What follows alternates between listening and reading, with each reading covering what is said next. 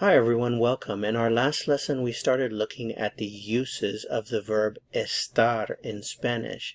As you know, there are two verbs that mean to be, ser and estar, and they are not interchangeable. So in this lesson we're looking at the uses of estar. Here are the forms of the verb estar conjugated in the present tense. You already know this.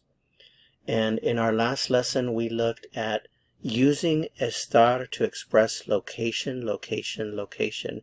Remember, this is one of the primary uses of the verb estar. We use the verb estar to talk about the location of people and objects. So we looked at some examples like, I am at home, estoy en casa. I'm at work, estoy en el trabajo. I'm at the supermarket, estoy en el supermercado. She's at the bank, ella está en el banco. She's at the park, ella está en el parque. So in this lesson we are going to take it a little bit further. We're still talking about location. However, we're going to look at more prepositions of location. So in this last lesson we only used the preposition at, examples with the preposition at, but there are a lot of other very important prepositions of location that you need to know besides at or in. So let's take a look at some of these prepositions. Now the preposition can consist of one word or two words or three words, just like in English. Notice we have two words here, we actually have four words here. Here it's just one, here it's two, and there it's two. So in Spanish the same thing happens. We have prepositions with one word, two words, or three words. Next to, al lado de, al lado de. And you just have to memorize these. We memorize them through practice, really. To the right of, a la derecha de. Notice this one has actually four words. To the left of, a la izquierda de. In, on, or at is the same word in Spanish. It's in, just one word. Close to, cerca de. Notice it's two words. Far from, lejos de. Below or under, debajo de. In front of, delante de. Behind, detrás de. On top of, encima de. And between, entre. Now in a complete sentence, a noun usually follows a preposition of location. So let's start putting together some of these prepositions with nouns that usually follow. So we have some examples such as next to the house, al lado de la casa, under the bed, debajo de la cama, behind the sofa. Now watch what happens here. The sofa is a grammatically masculine noun, so it's el sofá. Notice what happens here. Detrás del sofá.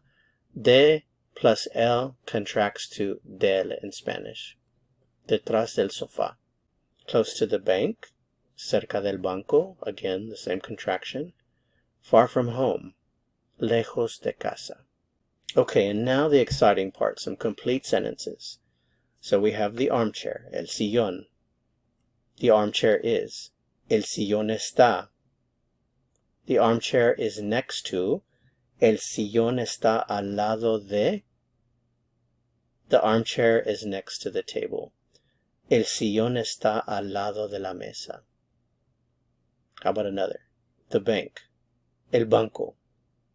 The bank is, el banco está. The bank is to the left of. El banco está a la izquierda de. The bank is to the left of the market.